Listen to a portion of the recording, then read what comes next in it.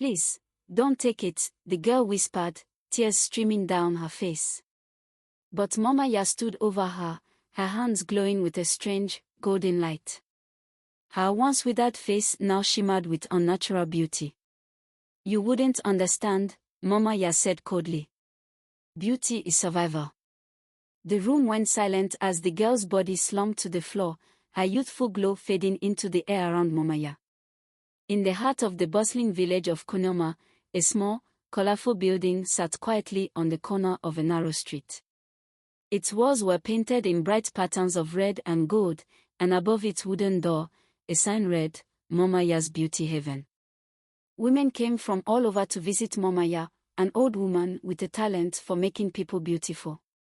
Her magic seemed endless. She could clear up scars, brighten dull skin, and make anyone look younger. But no one truly knew how she did it. Some whispered that she used rare herbs. Others believed she had made a deal with the spirits of the forest. But the women didn't care. They wanted to feel beautiful. Mama Yaa welcomed them all, but her sharp eyes were always searching. She wasn't interested in just anyone.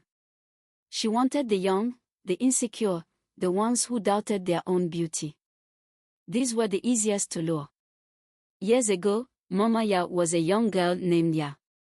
She had grown up in a harsh household where her stepmother constantly compared her to others. Why can't you be pretty like your cousin, her stepmother would say. Yaa grew up believing she wasn't beautiful enough. As she grew older, things only got worse. Men ignored her, and women mocked her.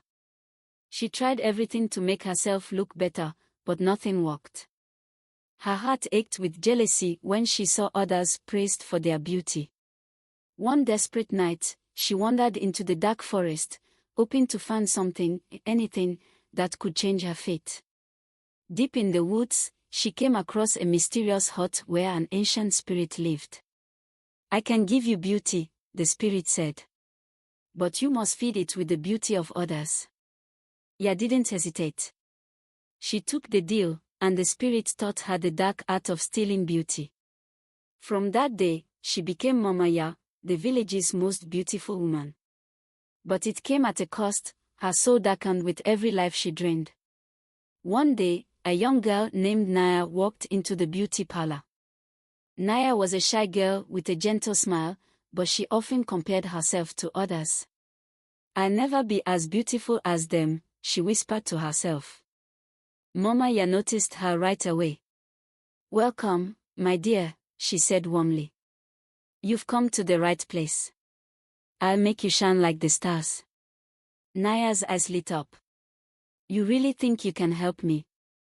Of course, Mama Yaa said. But inside, she smiled to herself. This one will be perfect. Over the next few weeks, Naya visited the parlor often.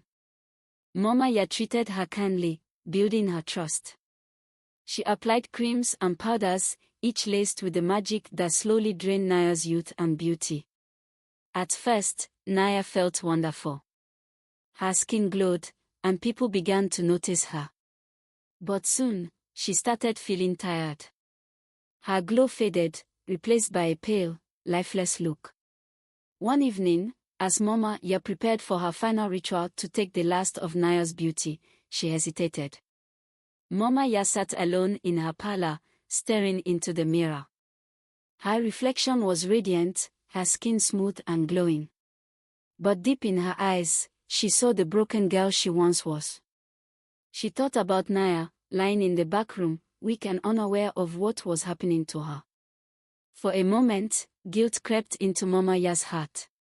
But then, her body ached, her face momentarily flickered with the wrinkles she had fought so hard to hide. The magic was wearing off. If I stop now, I'll lose everything, she whispered to herself. But if I continue? Her hands shook as she prepared the final potion.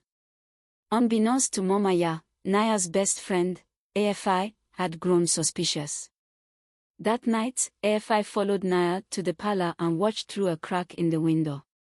What she saw chilled her to the bone, Mama Yaa standing over Naya, her hands glowing with a golden light as she whispered strange words. AFI burst into the room.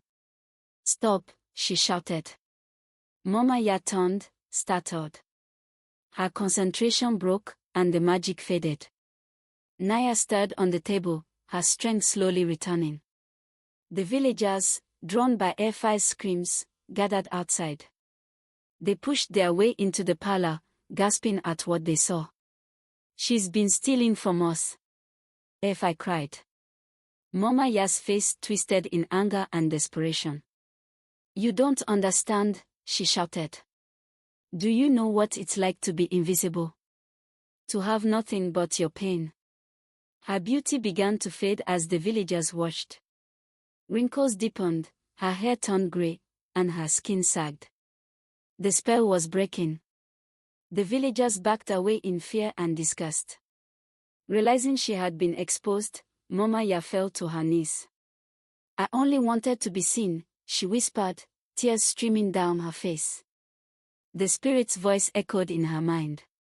"You fed on others' beauty, but now your debt must be paid." Before the villagers' eyes, Mama Yaa's body crumbled into dust, leaving only the faint scent of the sweet oils she once used. The beauty parlor was abandoned, left to decay at the edge of the village. Naya and the others slowly regained their strength, but they never forgot the lesson they learned: true beauty comes from within, and envy only leads to destruction. Mama Yaa's tale became a warning, told around fires to remind young girls to value themselves for who they truly are.